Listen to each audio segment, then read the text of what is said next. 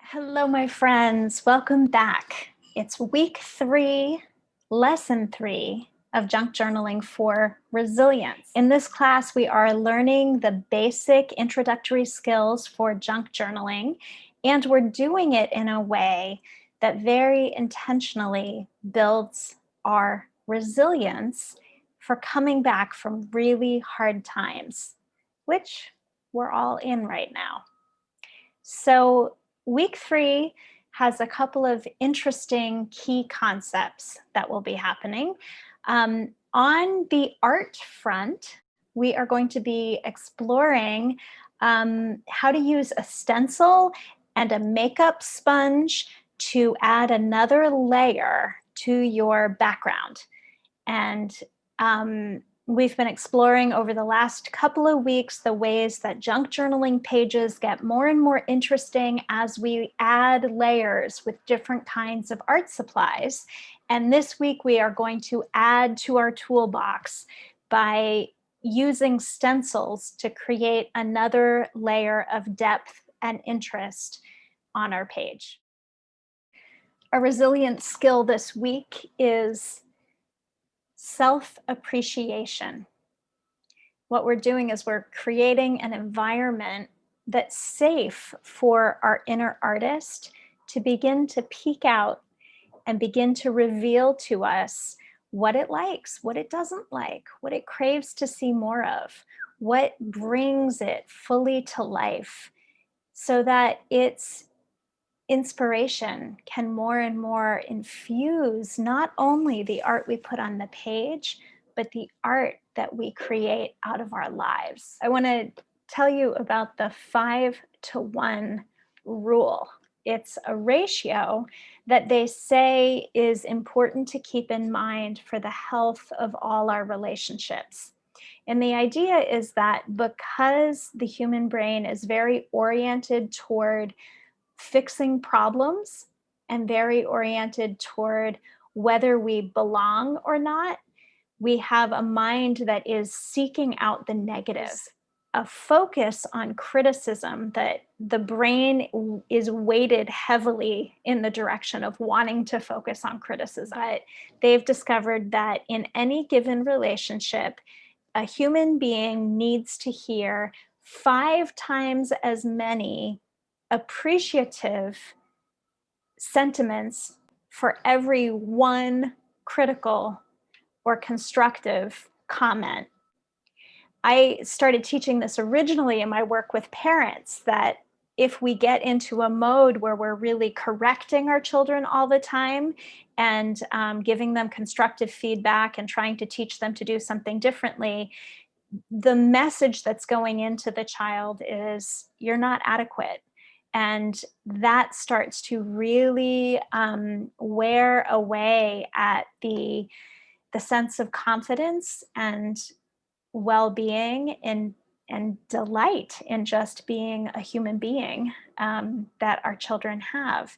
And this is true for all our relationships. In general, we want to be creating an atmosphere that's where there's a lot of appreciation expressed, so that in the event that we do need to make a request for something to be different, any improvement that needs to happen will take root and grow best in a bed of appreciation. So this is true for all our relationships with other people, but it's really perhaps even more true in our relationship with ourselves. For many of us, we do pretty well at being generous and kind with other people. And where we get really ruthless is in how we talk to ourselves. This shows up when we try to make art. It's sometimes the thing that dominates the most loudly in our ear. The inner critic is very mouthy and has a lot of opinions. And we'll talk in future weeks about a range of ways of working with that critical voice.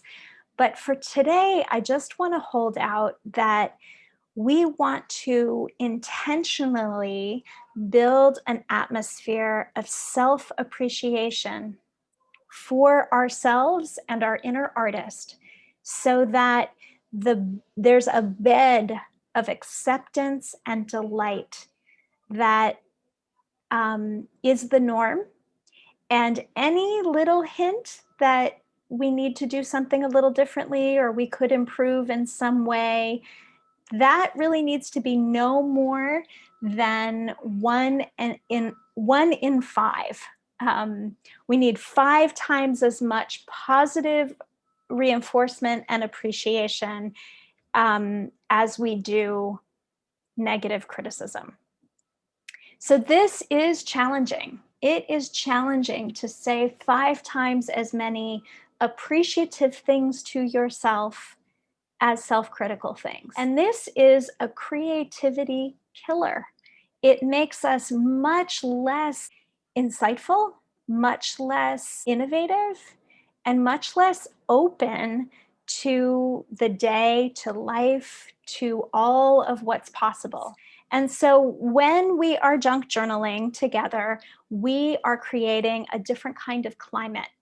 We want to create a climate of appreciation.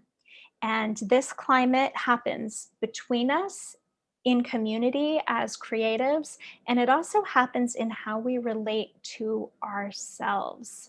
So it takes some practice and it can feel a little bit awkward. I'm going to just keep challenging you to notice, what do you appreciate about yourself right now? Let's see, what do I appreciate about myself right now? I appreciate that I'm taking the risk to learn some new technology and try out some new ways of reaching people and building community and working with people, even though it's a little bit scary to me. And I'm even appreciating that I am brave enough to tell you that it's a little scary to me.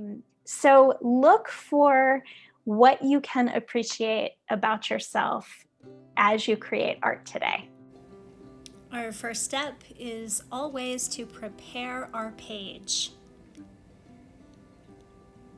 As I prepare my page, I also like to begin to prepare my mind. I slow down as I spread glue on a couple of pages to glue together, and I just start noticing how it feels. The texture of the glue on the paper, just checking in on myself, noticing how I feel, beginning to transition into art making time, starting to feel the sensations in my body and the little flicker of interest that I get as I see the beginning of a creation emerging on the page.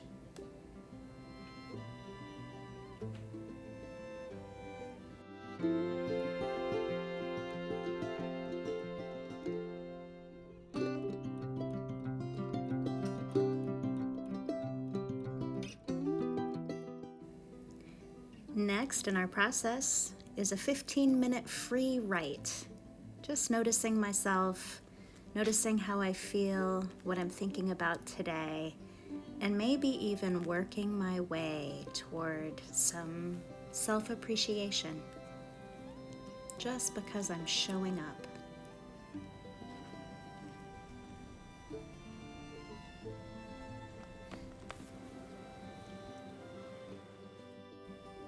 Our next step will be to add a layer of collage right on top of our journal writing.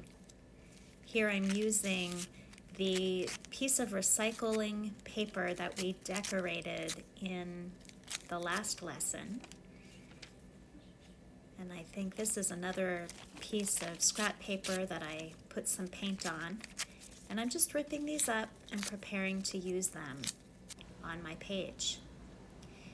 I'm adding some collage glue, Mod Podge equivalent, and spreading it out so that there'll be a gluey, sticky surface that I can just start putting these ripped up bits of paper on. I'm moving steadily because I want to do this before the Mod Podge all dries up.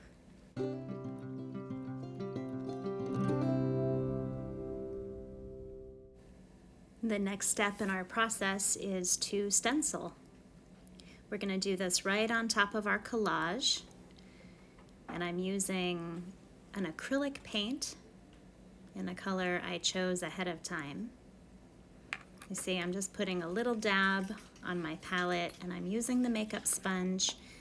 My sponge was dry when I started, and I'm just looking for an opaque layer of paint. I'm pressing it through the stencil onto my page.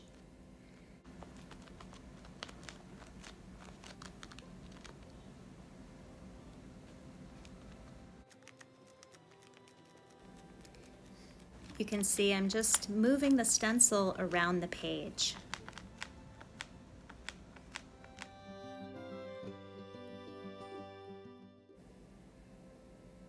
Next, I'm going to paint right on top of what I've collaged. I'm painting with a glaze.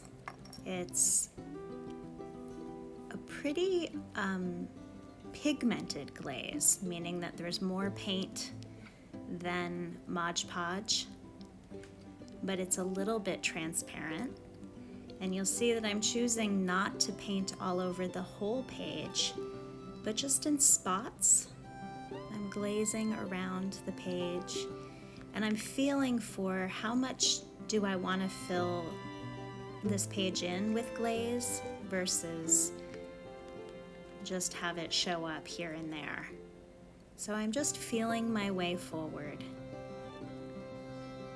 following the inner yes.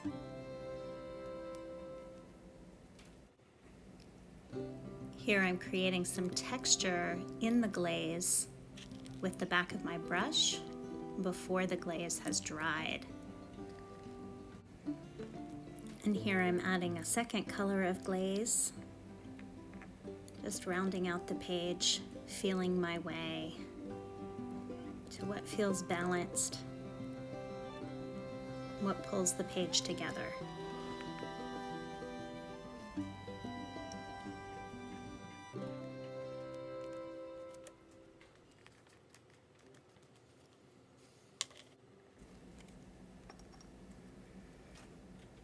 Here I'm getting a smaller brush and using an opaque shade of the same paint without any Mod Podge. I'm creating some little designs, and I'm a big fan of circles. They show up in my art a lot, and I'm just creating a design on this page that almost looks like a string of beads.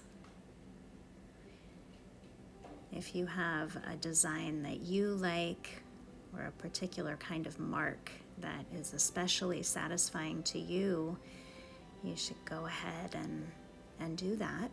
You can also just follow along with what I'm doing. Make a string of dots and circles that are something like a decorative adornment to your page.